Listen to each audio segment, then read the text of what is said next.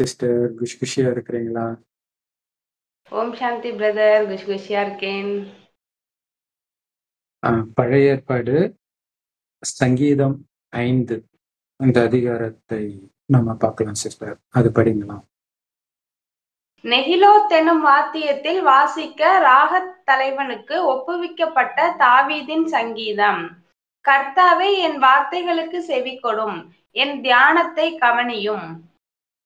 நான் உம்மிடத்தில் விண்ணப்பம் பண்ணுவேன். என் ராஜாவே, என் தேவனே, என் வேண்டுதலின் சத்தத்தை கேட்டருளும். படிங்க, ஃபுல்லாவே படிங்க, கம்மிதான். சத்தத்தை கேட்டருளுவீர். காலையிலே உமக்கு நேரே வந்து ஆயத்தமாகி காத்திருப்பேன். நீர் துன்மார்க்கத்தில் பிரியப்படுகிற தேவன் அல்ல. தீமை உம்மிடத்தில் சேர்வதில்லை. வீம்புக்காரர் உம்முடைய கண்களுக்கு முன்பாக நிலைநிற்க மாட்டார்கள். அக்கிரமக்காரர் யாவரையும் வெறுக்கிறீர்.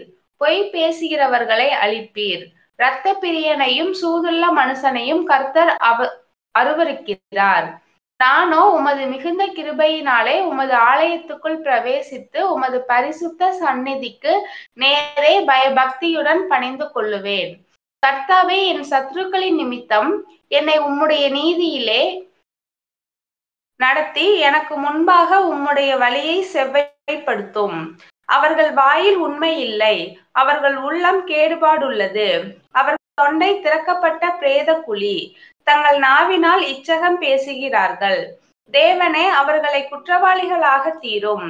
அவர்கள் தங்கள் ஆலோசனைகளாலேயே விழும்படி செய்யும். அவர்கள் துரோகங்களினுடைய திரட்சியின் நிமித்தம் அவர்களை தள்ளிவிடும். உமக்கு விரோதமாய் கலகம் பண்ணினார்களே, உம்மை நம்புகிறவர்கள் யாவரும் சந்தோஷித்து எந்நாளும் கெம்பீரிப்பார்களாக. நீர் அவர்களை காப்பாற்றுவீர். உம்முடைய நாமத்தை நேசிக்கிறவர்கள் உம்மில் களி கூறுவார்களாக. கர்த்தாவே, நீர் நீதிமானை ஆசீர்வதித்து காருண்யம் எனும் கேடகத்தினால் அவனை சூழ்ந்து கொள்வீர். ஸோ பெந்தகோஸ்ட் சர்ச்சுக்கு போனீங்கன்னா எப்பவுமே என்ன எந்த நேரமும் அழுது புலம்பிக்கிட்டே இருக்கிறாங்க அப்படின்னு தான் தோணும். மண்டாடுகிறோம் ஆண்டவரே, அவன் கையை முறித்து போடும் ஆண்டவரே, அப்படி இப்படின்ட்டு ஒரு வப்பாரி சத்தம் தான் கேட்கும். அது எங்க இருந்து வருதுன்னா இந்த இந்த இந்த மாதிரி பாடல்ல இருந்து வருது. தாவீது பாடுறதுல இதுல அப்படிதான், இது ஃபுல்லா அப்படி அதுதான் வருது. இன்னும் போக போக பார்த்தீங்கன்னா இன்னுமே அது வரும். என்னன்னா, நீ சொல்ற மாதிரிலாம் நான் நடக்கிறேன், என்ன காப்பாத்து. நீ சொல்ற மாதிரிலாம் அவங்க நடக்கலாம், அவங்களெல்லாம் நாசமா பண்ணு. உன் வழிபடி நடக்கிறவங்கள நல்லா நடத்து. உன் வழியை மீறுறவங்கள கொன்னு போடு. இதுதான் இருக்குது. இது பக்தி ஸ்டார்ட் ஆகும்போது, அதாவது ஒரு மதமும் ஆரம்பிக்கும் பொழுது, அப்ப அந்த அளவுக்கு துக்கம் இருக்காது. அர்த்தம் தெரியாம இதை பாடுவாங்க. ஏன்னா அப்ப அவங்களுக்கு பாவம்னா என்னன்னே தெரியாது. பாவம் செய்ய ஆரம்பிக்கிற டைமு. பட் அது பாவம்னு அவங்களுக்கு தெரியாது. கொஞ்சம் கொஞ்சம் கொஞ்சமா அந்த பாவம் அதிகமான பிறகு அதுக்கான தண்டனை வரும். அதாவது யார் மூலமாவது துரோகம் இதெல்லாம் வரும். அந்த நேரம் அவங்க கடவுள்கிட்ட இப்படிதான் விண்ணப்பம் பண்ணுவாங்க. நான் உன் வழிப்படி நடக்கிறேனே, என்னை பாதுகாரு, அவன் எப்படி இருக்கிறான் பாரு, அவனை அழிச்சு போடு. இப்படியே கேட்டுக்கிட்டு இருந்தவங்க ஒரு டைமுக்கு அப்புறம் என்ன ஆகும் அப்படின்னா, இவர்களுக்குள்ளேயும் அந்த மிருக குணம் வந்துடும். அப்புறம் இவங்களும் வெட்டி குத்திட்டு சாவாங்க. ஸோ இதான் பக்தி. இதனால தான் கடவுள் சொல்றார், பக்தியில நன்மை கிடையாது அப்படின்னு சொல்றது. ஸோ இப்போ இந்தியா பாகிஸ்தான் பிரச்சனையா இருக்கட்டும், பாலஸ்தீன பிரச்சனையா இருக்கட்டும், எல்லாத்துலயும் பாருங்களேன், எல்லா மதத்தை சார்ந்தவங்களும் ஒரு பக்கம் ஸ்டாண்ட் எடுப்பாங்க.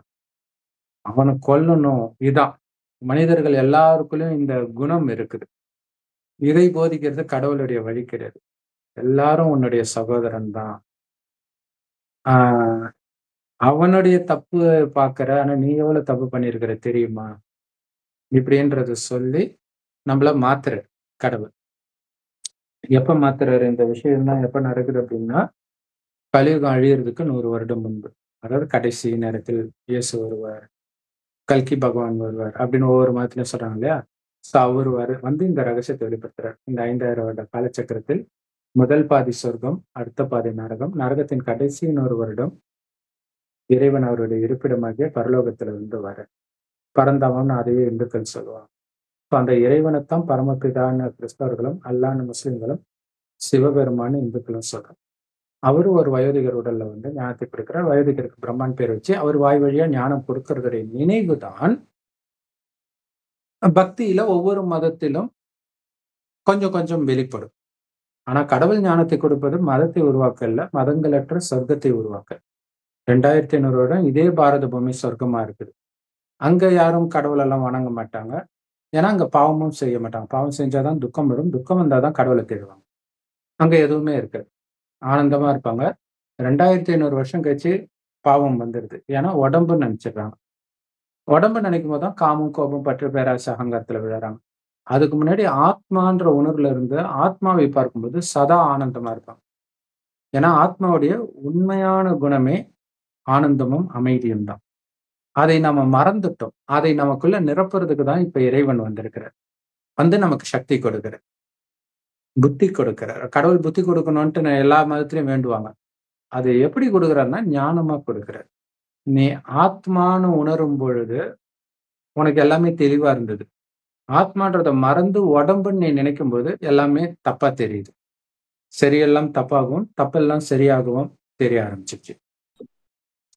சோ இப்ப மறுபடியும் ஆத்மான்னு உணர்ந்து என் ஒருவனை நினைவு செய். ஆத்மா புருவமத்தில் நட்சத்திரம் மாதிரி இருக்கு. கடவுள் செம்பொன் நிறமான ஒளி உலகத்துல நட்சத்திரம் மாதிரி இருக்கார். சோ அவரை எவ்வளவு முடியுமோ அவ்வளவு நினைச்சுக்கிட்டே இருக்கணும். எது பண்ணாலும், என்னாலும் எழுந்தாலும் சாப்பிட்டாலும் எது பண்ணாலும் கடவுளுடைய நினைவு கட்டாகாம பார்த்துக்கணும். இதுதான் கடவுள் கொடுக்கிற ஞானம். சோ இந்த ஞானத்தை அடிப்படையாக கொண்டு நாம பைபிளோ, குரானோ, கீதையோ, ராமாயணமோ, மகாபாரதமோ பார்த்தால் மட்டுமே நமக்கு ஒரு காட்சிக்கும் அர்த்தம் தெரியும். சோ இதுல வந்து இப்ப இது பக்தி மார்க்கத்தின் விஷயமும் இருக்கும். பக்தி மார்க்கத்துலதான் நான் சொல்றது உன் காதிலே விழாதா அப்படின்லாம் கேட்குது. சோ அதுதான் என் வார்த்தைகளுக்கு செவி கொடும். நான் இப்படி கதறேனே, நீ என்ன வெறும் கல்லு சிலையா அப்படின்னு கேட்பாங்க இல்லையா? சோ அந்த மாதிரிதான் கேட்கிறேன். என் தியானத்தை கவனியும். சோ இது எதனால இந்த மாதிரி இங்க வந்ததுன்னு தெரியல. சோ அது ஆக்சுவலா தமிழ்ல எப்படி டிரான்ஸ்லேஷன் ஆயிருக்கு. இன்னொரு இடத்துலன்னா என்னுடைய புலம்புதல், வருத்தத்தை கேளு, நான் விண்ணப்பம் பண்றேன், என் ராஜாவே, என் தேவனே, என் வேண்டுதலின் சத்தத்தை கேளு அப்படின்னு புலம்புறாரு. கர்த்தாவே, காலையில என் சத்தத்தை கேட்டருள்வீர், காலையிலே உனக்கு எதிரா வந்து ஆயத்தமாகி காத்திருப்பேன். சோ இதெல்லாம் இந்த கிறிஸ்தவ மதம் எதை ஃபாலோ பண்ணுதோ அதுக்கு அஸ்திவாரத்தை அமைக்குது இந்த வசனங்கள். அவங்களும் காலையில எழுந்திருச்சு கடவுள் முன்னாடி போய் ஜெபம் பண்ணுவாங்க. அது ஆக்சுவலா எல்லா மதத்திலுமே இருக்குது. சோ அதை வந்து இது சொல்லுது. மத்ததெல்லாம் அவங்க ஜஸ்ட் வேண்டுவாங்க. நீ துர்மார்க்கத்தில் பிரியப்படுகிற தேவன் அல்ல, தீமை உன்னிடத்தில் சேர்வதில்லை, வீம்புக்காரர் உன்னுடைய கண்களுக்கு முன்பாக நிலைநிற்க மாட்டார்கள். இதெல்லாம் அப்படியே கண்ணை மூடிட்டு பாட்டு பாடுறாங்களே தவிர அது யாரு தீமை செய்யறவங்க, நம்மள சொல்லுதா இல்ல மத்தவங்கள சொல்லுதா, இத பத்தி அவங்க கண்டுக்கிறது கிடையாது. அவங்களுக்கு தெரியவும் செய்யாது. ஏன்னா அது பக்திய கெட்டவங்க அப்படின்னாலே நம்மள தவிர நமக்கு தீமை செய்யறாங்க பாருங்க, அவங்க ஞாபகம் தான் டக்குன்னு வரும். நமக்கு சொந்தக்காரங்க ஏதாவது பண்ணிருப்பாங்க இல்லையா, நம்ம நல்லவங்க அவங்க கெட்டவங்க, எல்லாருக்குமே அந்த தாட் இருக்கும். கண்டிப்பா கண்டிப்பா. மற்றவர்கள் கெட்டவர்களாக தெரிய வைக்கிறது பக்தி. தன்னையே கெட்டவனாக தெரிய வைக்கிறது தான் ஞானம். ஞானம் நமக்கு கடவுள் கொடுக்கிறார், மத்தவங்களுக்கு கிடையாது. அந்த ஞானத்தை எடுக்க எடுக்க நாம எவ்வளவு பெரிய பாவின்னு தோணும். சோ இந்த ஞானத்தின் படியே பார்த்தாலும் கூட, ஏன்னா கடவுள் இறுதியில ஒரு வயோதிகர் உடல்ல வந்து இந்த ஞானத்தை கொடுக்கிறார். அந்த வயோதிகருக்கு பிரம்மான் பேர் வைக்கிறார். அவர் வாய் வழியா இந்த ஞானத்தை கேட்கிற நாம தான் பிரம்மகுமார் குமாரி. கேட்கிற யாரா இருந்தாலும், எந்த மதத்தை சார்ந்தவரா இருந்தாலும் அந்த நேரம் கடவுளுடைய நேரடி குழந்தை ஆகிட்டோம். ஏன்னா பிரம்மா மூலமா அந்த பிரம்மாவைத்தான் ஆதாம்னு சொல்றது. ஆதாம் ஏவாள் மட்டும்தான் சொர்க்கத்துக்கு வந்ததை பைபிள் குரான்ல இருக்கும். அப்படின்னு என்ன அர்த்தம்? சொர்க்கத்துக்கு போறதுக்கான ஞானம் அவங்களுக்கு மட்டும்தான் தெரியுதுன்னு அர்த்தம். அவங்க ஸ்தூலமா அப்படியே நிஜமாகவே நடந்தது, மண்ணுல இருந்து படைச்சாரு, இப்படி புரிஞ்சுக்கிட்டாங்கன்னா எந்த நன்மையும் கிடையாது. அப்ப மனுநாளான இந்த உடலின் உணர்விலேயே காமம், கோபம், பற்று, பேராசை, அகங்காரத்திலே மூழ்கி இருக்கிற கலியுக மனிதனை, நீ அழியக்கூடிய உடம்பு கிடையாது குழந்தை, ஆத்மா, இதோடைய அப்பா தான் நானு, ஆத்மா அழுக்கானதுனால உடம்பும் அப்படி இருக்குது. நமக்கு அசிங்கமான உடல் கிடைக்குது, ஊனமான உடல் கிடைக்குது, செல்வம் இல்ல, நிறைய துக்கம். இப்ப ஆத்மாவை மட்டும் நீ தூய்மையாக்கிடு. அதுக்கு எப்பவுமே தூய்மையா இருக்கிற என்ன நினைவு பண்ணுன்ற. பரிசுத்தமா இருக்கிறவர் கடவுள் தான். ஏன்னா அவர் உடலே எடுக்கிறது கிடையாது. அதாவது சொந்தமா உடல் எடுக்கிறது கிடையாது. குழந்தையா பிறக்கிறது கிடையாது. ஆனா ஒரு வயோதிகர் உடல்ல வந்து இந்த ஞானத்தை கொடுக்கிறார். இப்ப இந்த ஞானத்தின் அர்த்தத்துல பாத்தீங்கன்னா, கர்த்தாவே என் வார்த்தைகளுக்கு செவிகொடும், நான் பேசுறது கேட்கலையா அப்படின்னு கடந்த 2500 வருடமாக நம்ம இறைவனை வேண்டுறோம். ஏன்னா 2500 வருடம் தான் பக்தி செய்றோம். சொர்க்கத்துல பக்தி பண்ண மாட்டோம். ஆனா இந்த 2500 வருடமாக கத்திக்கிட்டே இருக்கிறாங்க சர்ச்சில. அவர் ஒருவேளை கேட்டு இருந்தாருன்னு வச்சுக்கோங்களேன், மறுபடியும் ஏன் போய் கத்த போறாங்க? அதேதான் இந்து மதத்திலயும். வருஷம் வருஷம் ராவணனை எரிப்பாங்க. உருவ பொம்மை செஞ்சு தமிழ்நாட்டுல தான் அந்த அளவுக்கு ஃபேமஸ் இல்ல. மற்ற எல்லா ஸ்டேட்லயும் தசரா ரொம்ப கோலாகலமா கொண்டாடப்படும். ராவணனை பெரிய உருவ பொம்மை செஞ்சு எரிப்பாங்க. அந்த ராவணன் 10 தலை ராவணனுடைய உண்மையான அர்த்தமே காமம், கோபம், பற்று, பேராசை, அகங்காரம். இந்த 5 விகாரமானிடமும் இதே 5 விகாரம் பெண்ணிடம் உள்ள இணைந்த ரூபம் தான் 10 தலை ராவணன். இதைத்தான் சாத்தான் மாயான்றான். அவனும் அழியிற மாதிரி தெரியல. கடவுளுக்கும் நாம புலம்புறது கேட்கிற மாதிரி தெரியல. அதனாலதான் தினம் தினம் புலம்புறாங்க. வருஷம் வருஷம் அதை எரிக்கிறாங்க. இதுல இருந்து என்ன நிரூபணம் ஆகுது? நீங்க சொல்றத கடவுள் கேட்கறதும் இல்ல, சாத்தான் அழியறதும் கிடையாது. ஏன் அப்படி? அப்படின்னா அவரு வரவேண்டிய நேரத்துக்குத்தான் அவரு பூமிக்கு வர முடியும். ஒரு உடலை எடுக்க முடியும். அந்த உடல் மூலமா தான் கேட்கவே முடியும். அது வரைக்கும் நீங்க சொன்னதை அவரு கேட்காது. அப்ப இதுவரைக்கும் புலம்புனதெல்லாம் வேஸ்டா அப்படின்னா கண்டிப்பா வேஸ்ட் தான். எந்த நன்மையும் கிடையாது. அதான் நம்ம சொன்னோம் இல்லையா? ஃபர்ஸ்ட் புலம்ப ஆரம்பிச்சீங்க. அதுக்கப்புறம் நீங்களே வெட்ட ஆரம்பிச்சிட்டீங்க. அவன் இப்படி பண்றான், காப்பாத்து கடவுளே ஒரு டைம்க்கு அப்புறம் இப்பெல்லாம் நாஸ்திகர் ஆயிட்டாங்க எல்லாரும். வெட்டுனா நானும் திருப்பி வெட்டுவேன். பெருமை ஆயிடுச்சு. அந்த அளவுக்கு மோசமா ஆயிட்டு.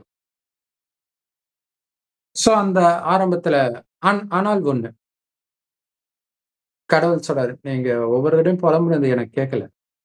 ஆனா நீங்க புலம்புனது நிமித்தமாக நான் வந்திருக்கிறேன். என்னதானே கூப்பிட்டீங்க, நான் வந்துட்டேன்.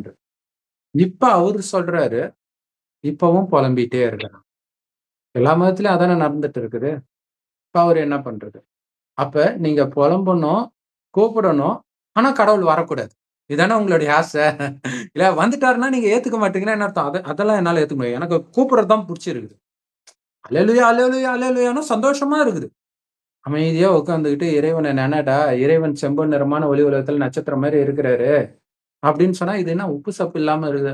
அங்க போய் சர்ச்ல போய் ஜாலியா அப்படி டான்ஸ் ஆடிட்டு, பாடிக்கிட்டு இருந்தா அது ஒரு சந்தோஷம். ரிலாக்ஸா இருக்கும். இதுதான் பக்தி. காதுக்கு இனிமையா, கண்ணுக்கு குளிர்ச்சியா இருக்கும். ஆனா எந்த லாபமும் கிடையாது. உங்க குணம் கொஞ்சமும் மாறப் போறது கிடையாது. சோ உன்னிடத்தில் விண்ணப்பம் பண்ணுவேன். ராஜாவே என்ன கேளு, இத கேளு, அது இதுன்னு அவரு என்ன பஞ்சாயத்தா பண்ணிட்டு இருக்கிறாரு. அப்படித்தானே நினைச்சிட்டு இருக்காங்க. நியாய தீர்ப்புல வந்து எவன் தப்பு பண்ணான் அதெல்லாம் பார்ப்பாரு. கடவுள் மத்தவனுக்கு வந்து உங்களுக்கு துக்கம் கொடுக்கிறவன் அது அவன் கணக்கு தனி. உங்கள தனியா கூப்பிட்டு வச்சு நீங்க என்னென்ன பாவம் செஞ்சீங்க? எதனால பாவம் செஞ்சீங்கன்னு கேட்க மாட்டாரு. ஏன்னா இது நரகம். சாத்தானுடைய ராஜ்யம். அவன் சாமர்த்தியமா பாவம் செய்ய வைக்க தான் செய்வான். நீ செஞ்சா உனக்கு தண்டனை கன்ஃபார்ம். அதனால இல்ல அவன் தான் எனக்கு சொத்த அபகரிச்சான். அதனால நான் அவன கொலை பண்ணேன். ஆ கொலை பண்ணியா? அதான் இந்த மைக்கேல் மதன காமராஜன்ல ஒரு காமெடி வரும் இல்லையா? "ஏய் அந்த பொண்ணு கைய புடிச்சு இழுத்தியா இல்லையா?" "இல்ல அவ இது." "ஏய் அதெல்லாம் கிடையாது. நீ இழுத்தியா இல்லையா?" "ஆமா இழுத்தேன் போ." பளீர்னு விடுவாரு. இதுதான் கடவுளோட வேலை. நீ பாவம் பண்ணியா? எதுக்காக பண்ணன்றதெல்லாம் இங்க அவசியம் கிடையாது. யாரா இருந்தாலும் ஏதோ ஒரு நியாயம் வச்சுக்கிட்டு தான் இருப்பான். இல்லையா? திருடுறவன் சொல்லுவான், "நான் பணக்காரனா பொறக்கலப்பா. பொறந்திருந்தா நான் ஏன் திருட போறேன்னுவான்." அதானே தளபதி படத்துல தவறு நியாயப்படுத்துனாங்க. பாக்கெட்ல காசு இல்ல தவறு அதனால செய் பண்ணேன். ம். தவறு செய்யறதுக்கு 1000 காரணங்கள் சொல்வாங்க. அதுக்கான ம். நியாயத்தையும் சொல்வாங்க. But correct. அந்த தவறுனால நம்ம பாதிக்கப்பட்டிருந்தா அதனுடைய வேதனை நமக்கு தெரியும். இல்லன்னா கண்டிப்பா. நம்ம நியாயம் சொல்லிக்கிட்டே இருப்போம். நம்ம பண்ற தவறுகளால கண்டிப்பா இன்னொருத்தர் பாதிக்கப்பட்டிருப்பாங்க. கண்டிப்பா. அது நமக்கு நடக்கும். ஐயோ! என்ட்ட நெறைய பேர் சொல்வாங்க பிரதர். இந்த ஞானம் குடுக்கும் பொழுது எல்லாமே புரியுது. ஓகே. நான் ஓரளவுக்கு இருக்கேன். எனக்கு பாவம், புண்ணியம்லாம் புரியுது. பட் ஒருத்தர அடிச்சா திருப்பி அடிக்கணும்ல. வாழ முடியும் அப்படின்னு கேக்குறாங்க. இங்கதான் அந்த பாயிண்டே. அப்போ ஒரு விஷயம் நான் சொல்வது என்னன்னா, சரி ஓகே, அது இது கலியுகம், நம்மள வந்துட்டு பாவம் செய்ய தூண்டுவாங்க. அப்ப வந்துட்டு இறைவனுடைய தீர்ப்பு எப்படி இருக்கும்னா, ஓகே அவன் உன்னை அடிச்சான்ல, அது அவனுடைய கர்ம கணக்கு. அவன் கண்டிப்பா அதுக்கு தண்டனை அனுபவிச்சே ஆகணும். திருப்பி அடிக்கிறோம்ல, அது அவங்களுக்கு வலிக்கும்ல, அது நமக்கு பாவ கணக்குல சேரும்ல, அதுதான் நம்மகிட்ட கடவுள் கேட்பாரு. அவனுக்கு மட்டும் வலிக்காது. இந்த தளபதி படத்துல காட்டுவாங்க பாருங்க. ஒருத்தன் வந்து ஏதோ பொண்ணுகிட்ட தப்பா நடந்துக்கிட்டான்ட்டு கொலை பண்ருவாரு ரஜினி. கொலை பண்ணவுடனே அவனுடைய பொண்டாட்டி விதவை ஆயிடுவான். கூட அந்த அதான் ரஜினி அதுக்கப்புறம் சொல்லுவாரு. இந்த முட்டாளுக்கு அப்ப தெரியாம போச்சு. இவனுக்கு ஒரு பொண்டாட்டி இருக்கும். அழகான ஒரு புள்ள இருக்கும்னு தெரியாம போச்சு. அப்படின்ட்டு அவன் அப்ப அதுக்கு பின்னாடி நெறைய பேர் பாதிக்கப்படுவாங்க. இல்லையா? ஒரு நாடுகளுக்கு இடையில யுத்தமும் அப்படிதான். அது ஒண்ணுமே பண்ண முடியாது. அந்த மாரி நிலை. இப்ப என்னதான் வழி? அதுக்கு தான் சொல்றாரு, மீண்டும் சொர்க்கம் வரப்போகுது. அங்க நீ வர்றதுக்கான வேலைய பாரு. இங்க இங்க நீ மாட்டிக்கிட்டு பஞ்சாயத்து பண்ணின்னு இருந்தன்னா, நீ பண்ணிக்கிட்டே இருக்க வேண்டியது தான். பஞ்சாயத்து பண்ற வேலை கூடாதுன்றது தான் இயேசு சொல்லுவார். நீ உன் சகோதரனுக்கு எதிராக கோர்ட் கேஸ்ன்னு போனா, உன் சொத்து ஃபுல்லா வித்து தீர்ந்தாலும் கேஸ் முடியாது. அதனால சமாதானம் ஆயிடு. எப்படியாவது. எப்படி சமாதானம் ஆயிடுது? விட்டு குடுத்து தான். வேற வழியே இல்ல. உக்ரைன், ரஷ்யா நான் வந்து போரை நிறுத்துறேன்ட்டு இவரு சொன்னாரு. ட்ரம்ப் என்ன சொன்னாரு? சரி அவன் அடிச்சா அடிச்சுட்டு போறான். விட்டுரு இனிமேல்ட்டு வேணாம். கம்முனு இருன்றாரு. ஏதாவது ஒண்ணு இது கேட்டாலும் குடுத்துடு. அப்படிங்கிறார். இது நமக்கு சுருன்னு கோபத்த தான் குடுக்கும். ஆனா, அதுதான் கடவுளுடைய வழி. ஏன்னா, இங்க நீ அமைதியா இருக்கணும். அதான் விஷயம். இததான் மனம் திரும்புதல்ன்ட்டு கிறிஸ்தவ மதத்துல அடிக்கடி சொல்லுவாங்க. மனம் திரும்புறதுனாலே என்ன அர்த்தம்? ஏற்கனவே கெட்டு போயிட்டாங்க. இப்ப நீ திருந்து அப்படிங்கிறது. கெட்டு போயிட்டாங்கன்னா அர்த்தம். இப்ப நீங்க பண்றது அத்தனையும் கெடுதல்னு அர்த்தம். ஆனா, அது எதுவுமே மாத்தலையே. கிறிஸ்டியன் ஆவறதுக்கு முன்னாடி என்ன பண்ணாங்களோ, அதே தான் கிறிஸ்டியன் ஆன பிறகும் பண்ண போறாங்க. அங்க கோயில்ல போய் அமைதியா வணங்கிட்டு இருந்தவங்க, இப்ப சர்ச்சுல போய் அவங்க வழிபாட்டு முறைப்படி வணங்க போறான். அவ்வளவுதான் மாறி இருக்கே தவிர, அவன் குணம் எல்லாமே அதே தான் இருக்க போகுது. இந்து மதத்துல இருக்கும்போது கறி சாப்பிடுறது பாவம்ன்ற ஒரு எண்ணமாவது இருந்துச்சு. இப்ப ஓகே நம்ம ஆளே சாப்பிடுறாருன்ட்டு சாப்பிடுவாங்க. இன்னும் தைரியமா பாவம் செய்வான். சோ அப்ப அப்ப யாருமே வந்து எது பாவம்னு சொல்லணுமே அவனுக்கு. தெரியலையே. இல்லையா? சோ அதனால இவங்க என் சத்தத்தை கேள், என் சத்தத்தை கேளுன்னு கடவுள கேட்கறாங்க. கடவுள் வந்துட்டு அமைதியா பேசுறாரு. அது கேட்க யாரும் தயாரா இல்ல. நீ யாருன்னுலாம் எனக்கு தேவையில்ல. நான் சொல்றத மட்டும் கேளு. கடவுளுக்கு ஆர்டர் போடுறாங்க. ஆ என்னன்னா, ஒரு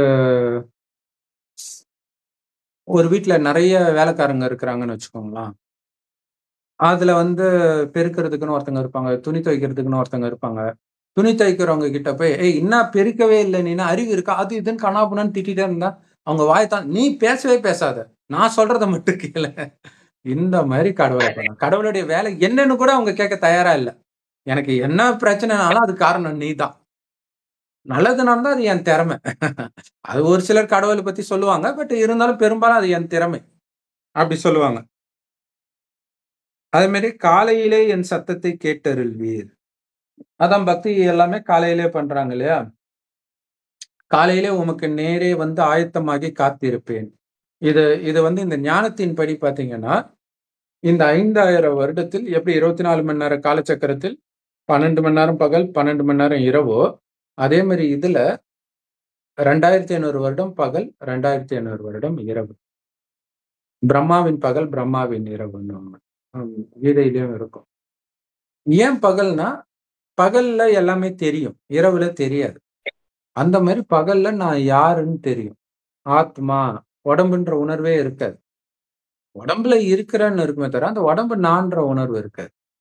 அதனால தான் அவ்வளோ அழகா ஆண்களும், பெண்களும் இருந்தாலும் அவங்களுடைய கவனம் ஆத்மால இருந்ததுனால, அதுல மயங்கல அவங்க. ஆனா, எப்ப ஆத்மான்றத மறக்கறாங்களோ, அப்பதான் சரீர கவர்ச்சியில மயங்குறாங்க. நெறைய பாவம், எண்ணிது இந்த மாரி இதெல்லாம் வருது. அதனால தான் அதுக்கு பேரு இரவு அப்படின்னு சொல்றோம். இப்ப அதிகாலை கடவுள் வந்துட்டாருன்னா, அவர் தான் ஞானத்தின் சூரியன். எது சரி, எது தப்புன்னு சொல்றதுக்கு வராரு. அப்ப அவர் வரும்பொழுது இருட்டு தான். அதனால தான் சிவன் வந்தது சிவராத்திரின்னு கொண்டாடுறாங்க. அது சிவனுடைய பிறந்த நாள்னே இந்துக்களுக்கு தெரியாமலே கொண்டாடுறாங்க. கடவுள் அவர்தான். அவருடைய பிறந்த நாளுக்கு லீவு கிடையாது. காந்தி பிறந்த நாளுக்கு லீவு, நெறைய. லீவ் விடுறாங்க. ஸோ அப்ப இது எந்த அளவுக்கு மனிதர்கள் அறியாமையில இருக்கிறாங்க பாரு. அப்ப இறைவன் வந்து சொல்றாரு.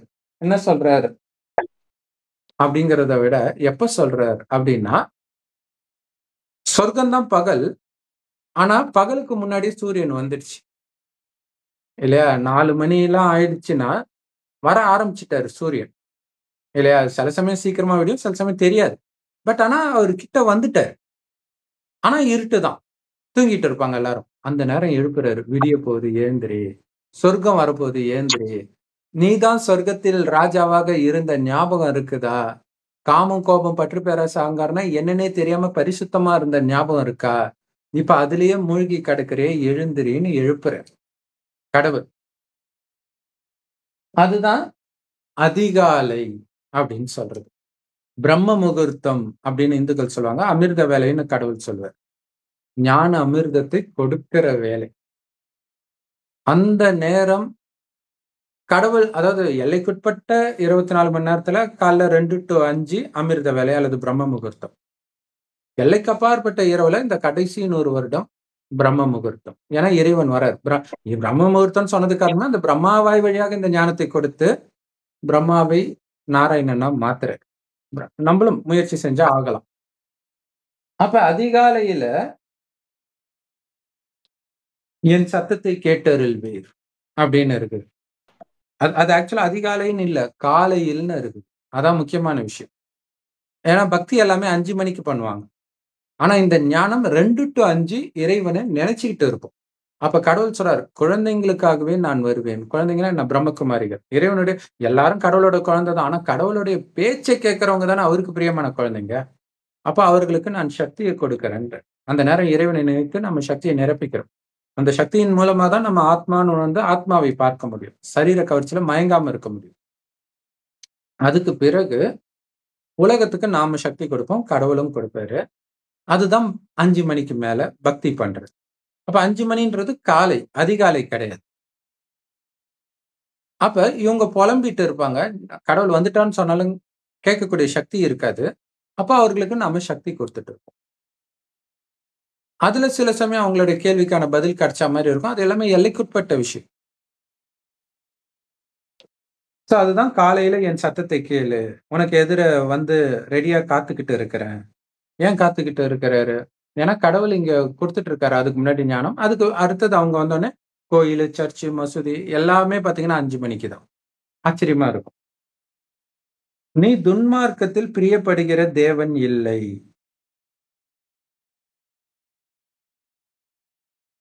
அப்ப சூப்பரா பாருங்க. துன்மார்க்கத்தில் பிரியப்படுகிற தேவன் அல்ல. 2 இருக்கு. சன்மார்க்கம், துன்மார்க்கம். மார்க்கம்னா வழி. முஸ்லிம்கள் சொல்லுவாங்க, எங்களது மதம் இல்ல, மார்க்கம் அப்படின்னுவாங்க. 2ம் ஒண்ணு தான். அவங்களுக்கு தெரியல. அ அப்ப துன்மார்க்கம்னா என்ன?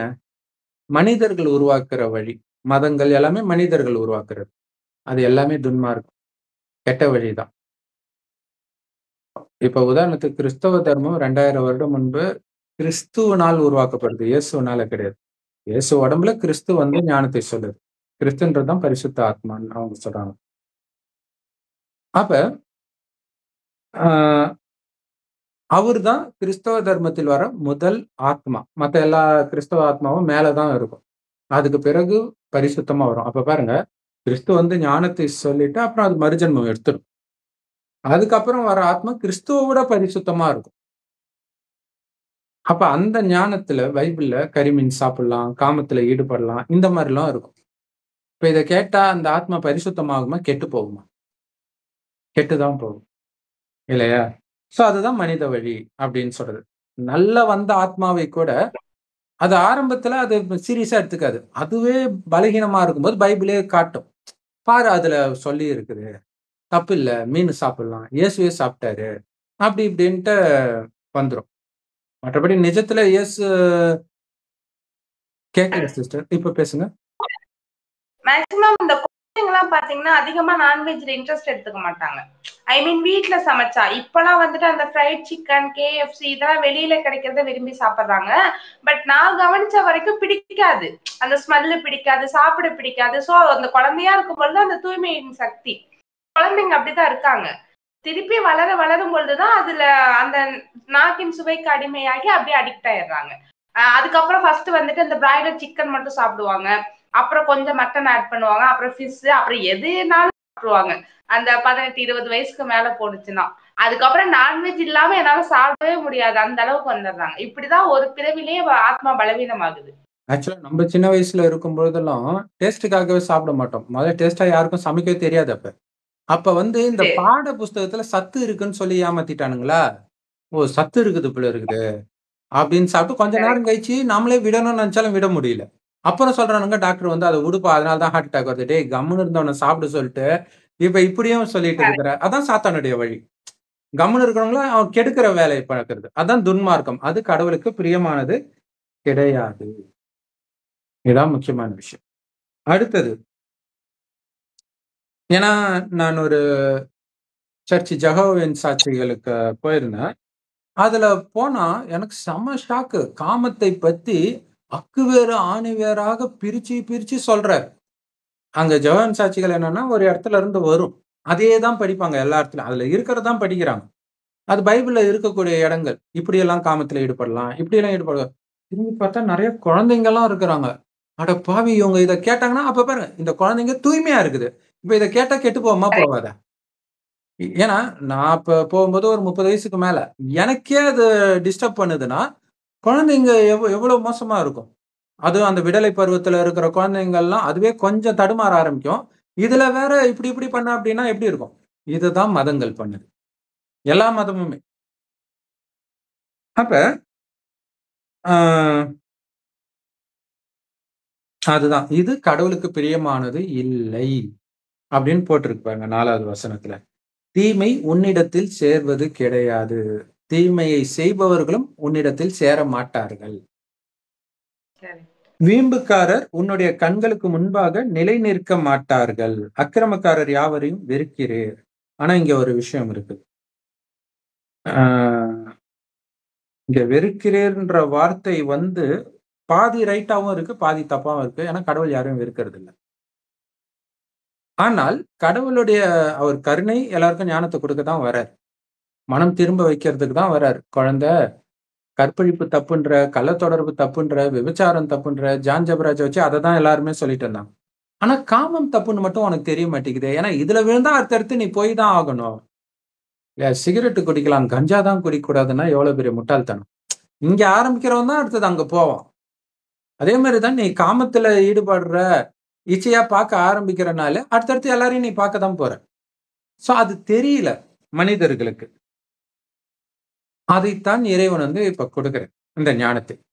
இந்த ஞானத்தை எடுத்த பிறகும், அதுக்கு முன்னாடியே நம்ம அடிமையா இருப்போம். சோ அது புடிச்சு இழுக்குது இல்லையா? அப்ப இறைவன் என்ன பண்ணுவார்ன்னா, அந்த முரளி பிரம்மகுமாரிகள் மூலமாக இறைவன் தினம் தினம் கொடுப்பார். எல்லாமே புதுசு புதுசா இருக்கும். சூப்பரா இருக்கும். அதுல சொல்லுவார். இந்த மாதிரி திரும்ப திரும்ப காமத்துல, கோபத்துல எல்லாம் விழற குழந்தைய பார்க்க கூட எனக்கு பிடிக்கல. நான் பார்க்க மாட்டேன் அப்டின்னுவாரு.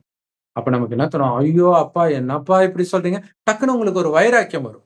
அதுக்காக அந்த வார்த்தையும் கடவுள் பயன்படுத்தி இருக்கிறாரு தான். அருவருப்பா இருக்குது உங்கள பார்க்கறதுக்கே. அந்த மாரி குழந்தைய நான் பார்க்க கூட மாட்டேன். அந்த குழந்தை என் முன்னாடி நிக்க கூட கூடாதுன்னுலாம் சொல்லுவாரு. அப்ப புத்தியில கேட்டிருப்பாரு பிரதர். அப்புறம் ம். அறிவு இருக்கு தானே, யோசிக்கிறதுக்கு தானே வந்துட்டு புத்தி குடுத்துருக்காங்க. அப்ப யோசிச்சு நடக்கணும். இந்த மாரி எல்லாம் சொல்லுவாங்க. இன்னொன்னு சொல்லுவாரு. ஒரு ஒரு ஒரு ஆண் பெண்ணுடைய நினைவு ஆணுக்கு பெண்ணுடைய நினைவோ, பெண்ணுக்கு ஆணுடைய நினைவோ, அல்லது ஓரின சேர்க்கையாளர் இருந்தா அந்த மாதிரியோ, மைண்ட்ல வந்துகிட்டே இருக்குதுன்னா, மாயா உங்கள செருப்பால அடிக்குதுன்னு புரிஞ்சுக்கோங்கன்றாரு. அப்ப அந்த வார்த்தை வந்து நமக்கு ஒரு வைராக்கியத்த கொடுக்கும். அந்த விபச்சாரம்ன்ற வார்த்தையே கடவுள் பயன்படுத்துறது தான். அதான் பைபிள்ல அடிக்கடி வரும். நான் முதல்ல போகும்போது, என்னடா எந்த நேரமும் விபச்சாரம் விபச்சாரம்ன்றான். அதுவும் எல்லாம் பொண்ணுங்களா சொல்லிட்டு இருக்குதுங்க, அப்படின்னு தோணும். அப்ப இவங்கலாம் ரொம்ப தூய்மையா இருக்கிறாங்களா வீட்ல போயி? இல்லையா? அப்ப அவங்களுக்கே தெரியல. அவங்கள தான் அவங்க சொல்றாங்கன்னு அவங்களுக்கு தெரிய மாட்டேங்குது. கடவுள் சொல்றாரு, ஆ இங்க கடவுள நினைச்சுக்கிட்டே இருக்கணும். ஆத்மான்னு உணர்ந்து. என்னை நினைக்கலனாலே நீங்க பாவம் தான் செய்றீங்கன்றாரு. என்னை தவிர நீங்க யாரை நினைத்தாலும் விபச்சாரம் தான் பண்றீங்கன்றார். நினைத்தாலே, இச்சையா இல்ல. உங்க சாதாரணமா நெனச்சாலே, அப்பா, அம்மாவ நெனச்சா, நடிகர நெனச்சா, அரசியல நெனச்சா, அதுக்கு பேரே விபச்சாரம்ன்றார். ஏன்னா, இங்க இறைவனுக்கு மட்டுமாக நாம வாழணும். சோ அந்த வார்த்தை தான் இங்க வருது. அப்ப துன்மார்க்கத்திலிருந்து இப்ப சத்மார்க்கம், சன்மார்க்கத்துக்கு வந்திருக்கிறோம். சன்மார்க்கம்னா சத்திய மார்க்கம். அதை சத்தியமான இறைவன் மட்டும் தான் போதிக்க முடியும். இப்ப வந்தாச்சு. வந்த பிறகு நாம அதுல போக்கூடாது. அப்படி தீயவர்கள் கடவுள் முன்னாடி நிக்க முடியாது. புத்தி இணையாது முதல்ல. இறைவன உங்களால நினைக்கவே முடியாது. நீங்க நினைச்சுக்கிட்டே இருந்தா இதுவரைக்கும் இறைவனே நினைக்காதனால உங்களுக்கு தெரியாது. காமத்துல விழுந்தாலோ, கரிமீன்ல விழுந்தாலோ, அல்லது கோபப்பட்டாலோ எதுவும் பெருசா தெரியாது. ஆனா இறைவன நினைக்க ஆரம்பிச்சுட்டீங்கன்னு வச்சுக்கங்களேன், அது அந்த ஒரு அமைதி, சக்தி வர்றதெல்லாம் தெரியும். ஆனா அதை மீறி நீங்க காமத்துல விழுந்தீங்கன்னா, கடவுள்கிட்ட போகவே உங்களுக்கு அருவருப்பா இருக்கும். உங்களுக்கே ஒரு கூனி குறுகி அப்படி இருக்கும். அதையும் மீறி நீங்க போகணும்னு நினைச்சாலும் கனெக்ட் ஆகாது. அவரு அவ்வளவு தூய்மையானவர். எது வேணாலும் பண்ணலாம். கடவுள் மன்னிச்சுருவாரு. இப்படி தவறாக புரிஞ்சுக்கிறாங்க. அது என்ன அர்த்தம்னா, அந்த அளவுக்கு கீழா இருந்தவங்களுக்கு இறைவன் வந்து ஞானத்தை குடுத்து மாத்துறார்ன்னு அர்த்தம். கடவுள் வந்த பிறகும் அப்படி அர்த்தம் கிடையாது. சரி. அக்கிரமக்காரர் யாவரையும் நீர் வெறுக்கிறீர். அப்ப என்ன அர்த்தம்னா, அவர் யாரையும் வெறுக்கல. பட் நாம கடவுளுடைய குழந்தை ஆன பிறகு அப்படி பண்ணா, நான் உங்களை வெறுக்கிறேன் அப்படின்னு சொல்றார். அப்ப கடவுள் வெறுக்கிற மாரி நான் நடந்துக்க கூடாதுன்னு ஒரு வைராக்கியம் வரும். அது சொல்றது நான் குழந்தை திருந்தணும்ன்றதுக்காக சொல்றாரு. அவரு வெறுக்கிறது கிடையாது எப்பவுமே. அது சொல்றது எதுக்காக சொல்றாரு அப்படிங்கிறத புரிஞ்சுக்கணும். குழந்தை சொன்னேன்ல, "நீ தப்பு பண்ற. நீ என் கூட பேசாதன்னு" அம்மா சொல்லுவாங்க. அப்ப குழந்தைய வெறுக்கிறாங்களா? கிடையாது. அந்த குழந்தைய மாத்துறதுக்காக சொல்றது. அப்ப அந்த குழந்தை அழுதுட்டா, "மம்மி நான் இனிமேட்டு அப்படி பண்ணவே மாட்டேன் மம்மின்ட்டு" வரும். அதத்தான் பண்றாரு. ஏன்னா கடவுளோட அப்படி ஒரு அந்யோன்யமான உறவு இருக்கணும். அது கணவன் மனைவி உறவு வைக்கலாம். அப்பா குழந்தை உறவு வைக்கலாம். சகல உறவு, சகோதரன், சகோதரி எப்படி வேணாலும் இறைவனை நாம நினைக்கலாம். மொத்தத்துல நினைக்கணும். பொய் பேசுகிறவர்களை அழிப்பீர். சோ இங்க இதுல வந்து பக்தி மார்க்கத்துல சொல்லுது.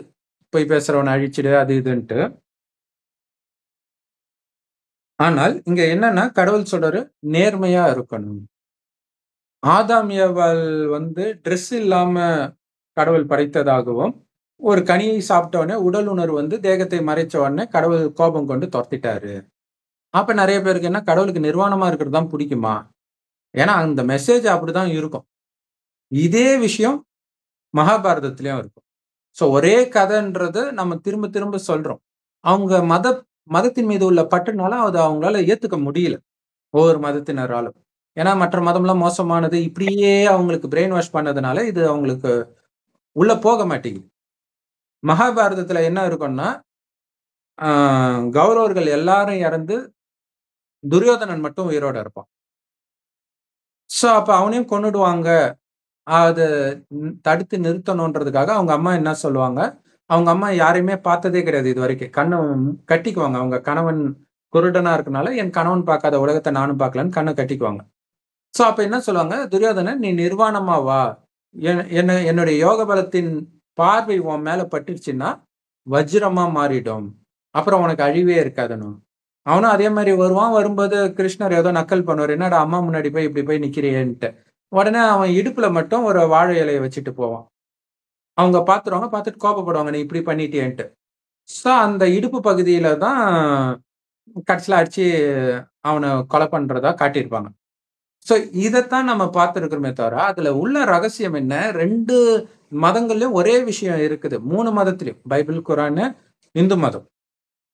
அத யோசிக்கல. ஒரு அம்மா என்ன வ வளர்ந்த பையன நிர்வாணமா பார்க்க ஆசைப்படுவாங்க. அப்ப இங்க அம்மா, அப்பாவாக இருக்கிறது இறைவன். அவரு பார்க்க விரும்புறது உங்களுடைய உடலின் நிர்வாணத்தை கிடையாது. மனதின் நிர்வாணத்தை. அதாவது எதையும் மறைக்காம இருக்கிறது. மனதில் இருப்பதை மறைக்காம இருக்கிறது. அப்ப இறைவன் சொல்வதை நீங்க அப்படியே கேட்கிறீங்களா? அப்படிங்கிறார். அப்படி அவர் சொல்றதை ஏதாவது நீங்க மீறிட்டீங்க, பழைய குணத்தின் வசத்தினால அப்படின்னா, உடனடியா இறைவன் கிட்ட மறைக்காம சொல்லிடுங்க. பொய் சொல்லாதீங்கன்றார். அதுதான் இங்க பொய் பேசுகிறவர்களை அழிப்பீர். கடவுள் அழிக்கல. உங்கள நீங்களே அழிச்சுக்கிறீங்க. பொய் சொல்றதுனால. ஏன்னா பொய் சொல்றீங்கன்னா, மீண்டும் மீண்டும் அந்த பாவத்தை செய்வீங்க அப்படின்னு கடவுள் சொல்றார். அடுத்தது இரத்த பிரியனை, சூதுள்ள மனுஷனையும் கர்த்தர் அருவருக்கிறார். சூதுள்ள மனிதன் அப்படிங்கிறது அங்க மகாபாரதத்திலும் சூதாட்டத்தில் தோற்றார்கள் அப்படின்னு தான் இருக்கும். சூதாட்டம் அப்படிங்கிறது வந்து சரி அது இன்னும் ஆழமான அர்த்தம் இருக்கு. பட் ஜெனரலாக உங்களுடைய புத்திய குறுக்கு வழியில பயன்படுத்துறது. இல்லையா? சோ அப்படி குறுக்கு வழியில சொத்து அபகரிக்கிறது, இந்த மாரி நெறைய விஷயங்கள் இருக்கு இல்லையா? அதை கடவுள் வெறுக்கிறார். அப்ப கடவுள் என்ன சொல்றாரோ, அதை மட்டும் தான் நீங்க அதன்படி தான் நடக்கணுமே தவிர, உங்க புத்திய யூஸ் பண்ணாதீங்க. ஏன்னா, உங்க புத்திய யூஸ் பண்ணி பண்ணி தான் அனைத்தையும் இழந்துட்டீங்கன்ற.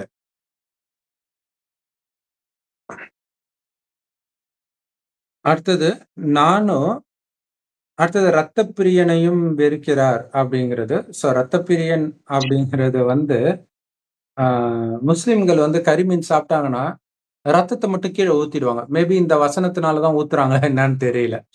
ஆ ஸோ 2 அர்த்தம் வருது. ஒண்ணு கரிமீன் சாப்பிடுறது. இன்னொன்னு கொலை பண்றது. இன்னொன்னு காமமும் கூட. பிரதர் இந்த ம்.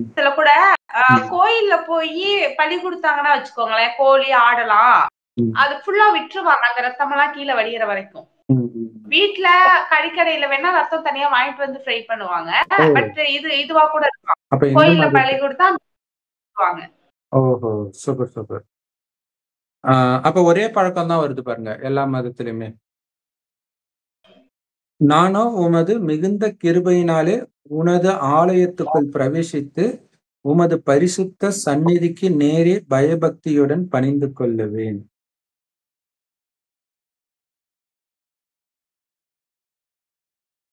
சோ இதுவரைக்கும் கடவுள் யாரெல்லாம் வெறுக்கிறார் அப்படிங்கிறத சொல்லிட்டாரு. இப்ப அவரை பற்றி சொல்றார். உன்னுடைய கிருபையினால உன்னுடைய ஆலயத்துக்கு வருகிறேன். இது நெறைய பேர் சொல்லுவாங்கல்ல, கடவுளே நினைத்தால் தானே அந்த கோயிலுக்கு நீங்க போக முடியும். இப்படியெல்லாம் சொல்லுவாங்க இல்லையா? சோ அந்த அர்த்தத்துல பேசுறாரு. ஆ ஆனால் இதுல என்ன அப்படின்னா, இங்க ஆலயம்ன்றது 2 விஷயம் இருக்குது. ஒண்ணு மனிதர்கள் புரிஞ்சுக்கிற மாரி அந்த மதத்தின் கோயில், சர்ச்சு இதெல்லாம். ஆ இன்னொன்னு கடவுள் படைக்கிற சொர்க்கம் தான் உண்மையிலே ஆலயம். ஏன்னா இந்து கோயில் வந்து சொர்க்கத்துடைய மாதிரி தான். சொர்க்கத்தில் வாழ்ந்தவர்கள் அங்க இருப்பாங்க. சொர்க்கத்தில் அவங்க உயிரோட்டமா இருக்கிறதுனால, அதுவே சிவாலயம். சிவனே உருவாக்குன ஆலயம், சொர்க்கம். நரகத்தில் காமம்லாம் வந்துட்டதுனால, இத வேசி ஆலயம், விபச்சார விடுதி அப்படின்னு சொல்றாரு. இதைத்தான் இயேசு என்னுடைய அப்பா வீட்ட விபச்சார விடுதியா ஆக்கிட்டீங்களே அப்படின்னு சொல்றாரு. சர்ச்சே கிடையாது. இந்த பூமி சொர்க்கமாக இருந்தது சிவாலயம். அதை நரகமாக மாறுனதுக்கு முக்கியமான காரணம் காமம். மனிதனுக்குள்ள வந்தது. அதுக்கு காரணம் உடல்னு நினைச்சது. இதுதான் மாமிச பிரியர்களே. மாமிச பிரியர்கள்னா சாப்பிடுறது மட்டும் கிடையாது. காமமும் அதே மாமிசத்தினால தானே வருது. சோ அதுதான் மாமிச பிரியர்கள். இங்க ரத்த பிரியர்கள்ன்றதும் அதே அர்த்தம் தான். சோ அதனால தான் இயேசு எல்லாரையும் விபச்சார சந்ததியினரே அப்படின்னு சொல்றாரு. அப்படின்னு அர்த்தம் காமம் வர ஆரம்பிச்சிருச்சு. அதனால விபச்சார சந்ததியினர். அதுக்கு முன்னாடி விபச்சாரம் இல்லாமல் இருந்ததுன்றதும் அதுல அர்த்தம் வருது பாருங்க. ஸோ கோயிலுக்கோ, சர்ச்சுக்கோ போறதுக்கு கடவுளுடைய கிருபை தேவை கிடையாது. ஆனா கடவுள் படைக்கிற உயிரோட்டமான கோயிலாகிய சொர்க்கத்துக்கு போறதுக்கு தான் கடவுளுடைய கிருபை தேவை. அந்த கிருபை என்ன? ஞானத்தை கொடுக்கிறது. அது எல்லாருக்கும் தான் அவரு குடுக்கணும்னு ஆசைப்படுறாரு. ஆனா எடுக்கல, நிராகரிக்கிறீங்கன்னா அவரு என்ன பண்ணுவாரு? அப்ப உங்க மேல நீங்க கிருபை வைக்கல, கருணை வைக்கல அப்படின்னு தான் அர்த்தம். உமது பரிசுத்த சந்நிதிக்கு நேரே பயபக்தியுடன் பணிந்து கொள்வேன். கடவுள் சொல்றாரு. பயமும் தேவையில்ல, பக்தியும் தேவையில்ல. இல்லையா? உன்னுடைய அப்பாவ பார்த்து நீ எதுக்கு பயப்படணும்? இல்ல அப்பாவ பார்த்தா குழந்தை ஓடி போய் மடியில போய் உட்கார்ந்துக்கும். அதுதான் சிவன் மடியில பிள்ளையார், முருகன் உட்கார்ந்துட்டு இருக்கிறாங்க இல்லையா? அது யார்? நாம தான் அது. நம்மளுடைய நினைவு தான். அப்ப பயந்துகிட்டு இருக்கிறது பக்தி. கடவுள்னா யாருன்னே தெரியாம அவரு வானுக்கும், மண்ணுக்கும் அப்படி இருப்பாரு, இப்படி இருப்பாரு. நடக்கிற அத்தனைக்கும் அவரு தான் காரணம். இப்படி சொல்றதெல்லாம் பக்தி. என்னன்னே தெரியாம இப்படி பில்டப் கொடுக்கிறது. கடவுள்ன்னு சொல்ற உன்ன மாதிரியே நானும் ஆத்மா தான். அதான் என் சாயலில் என் குமாரனை படைத்தேன். ஒண்ணு ஆத்மா அதே மாரி இருக்கு. இன்னொன்னு குணத்தையும் அதே மாரி மாத்துறாரு. ஞானத்தை கொடுக்கிறார். ஆ கர்த்தாவே என் சத்துருக்களின் நிமித்தம் என்னை உம்முடைய நீதியிலே நடத்தி எனக்கு முன்பாக உம்முடைய வழியை செவ்வைப்படுத்தும்.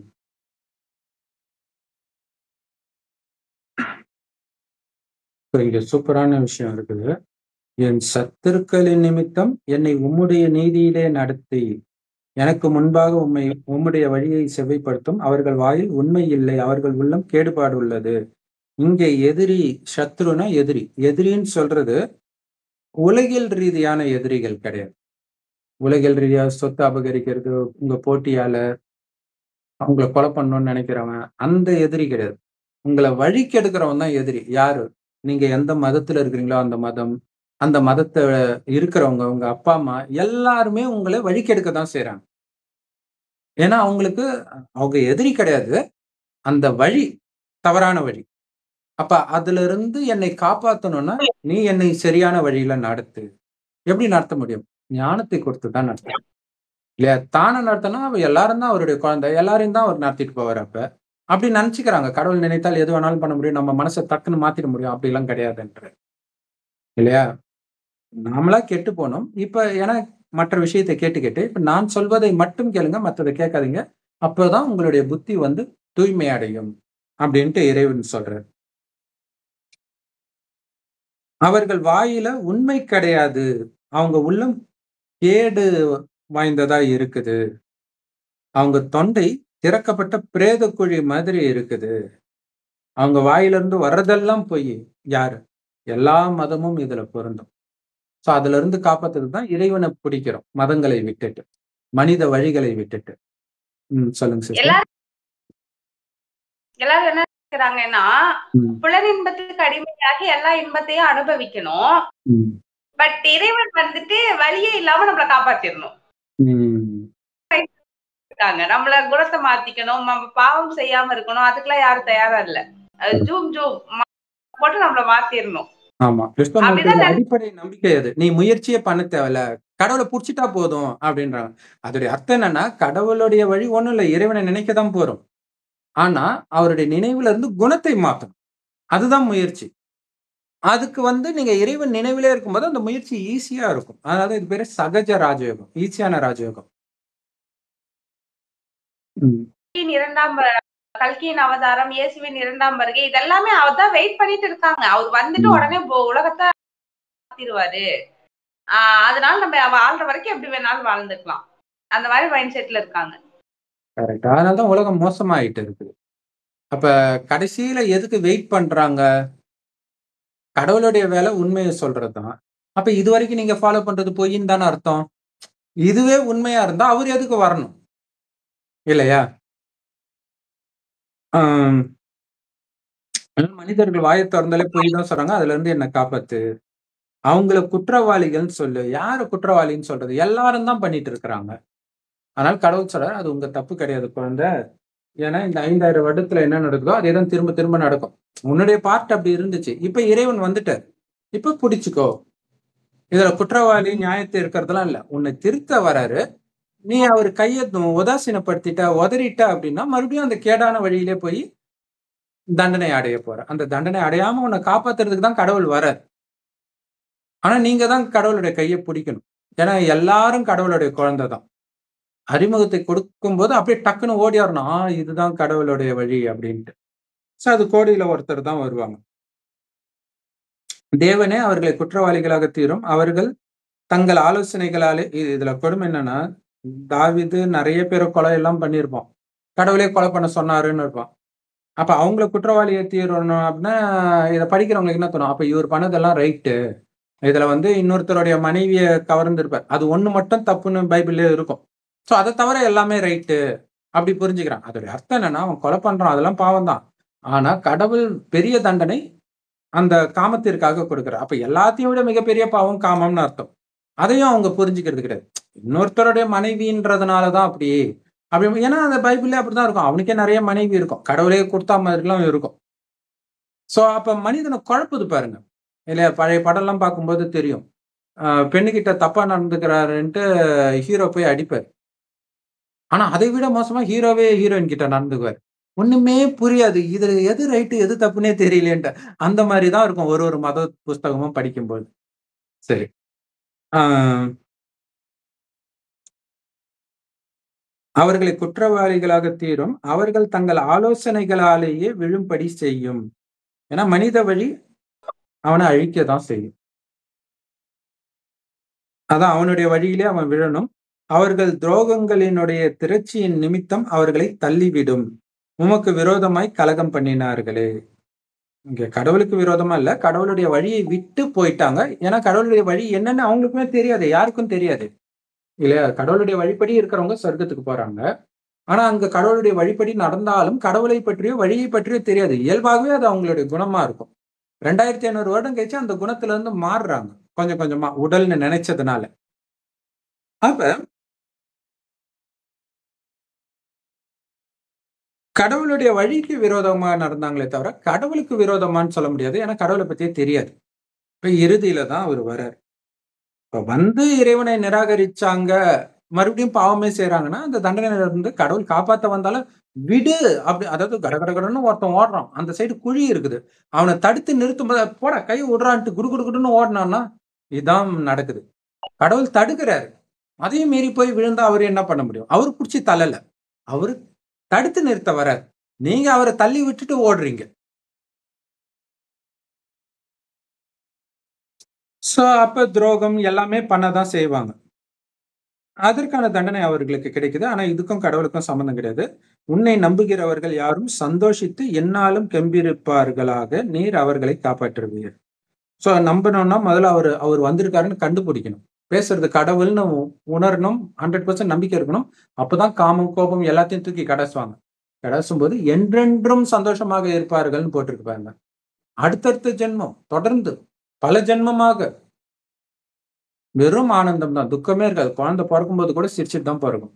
இப்ப குழந்தை சிரிக்கிறது இல்ல, கம்முன்னு அமைதியா இருந்தா கூட போட்டு அடி அடின்னு அடிச்சு அழ வைக்கிறாங்க பாவம், இல்லையா? அதான் நரகத்துல அதான் நார்மல். நீ நரகத்துக்கு வந்துட்டு நீ எப்படி அழாம இருக்கலாம், போடு ஒண்ணு அப்படின்னு அழ வைக்கிறாங்க. சரி. சோ அவர்களை நீர் காப்பாற்றுவீர், உம்முடைய நாமத்தை நேசிக்கிறவர்கள் உண்மையில் களி கூறுவார்களாக. ஆனா உண்மையில கடவுளுடைய வழிபடி நடந்துட்டு அங்க போய் சொர்க்கத்துக்கு போன அப்புறம் கடவுளே நினைக்க மாட்டாங்க. ஏன்னா தெரியாது. ஏன்னா நிறைய பேர் நினைச்சுக்கிறாங்க எந்த நேரமும் கடவுளே அங்க வணங்கிட்டு இருப்பாங்க. அதுக்கு எதுக்கு சொர்க்கத்துக்கு போகணும்? இங்கேயும் வணங்கிட்டு இருக்காங்க, அங்கேயும் வணங்கிட்டு இருக்காங்க. அப்ப இங்கேயும் கறி சாப்பிடுவாங்க, அங்கேயும் கறி சாப்பிடுவாங்க, இங்கேயும் காமத்துல விழுவாங்க, அங்கேயும். அப்ப என்னதான் வித்தியாசம் சொர்க்கத்துக்கும் இங்கத்துக்கும்?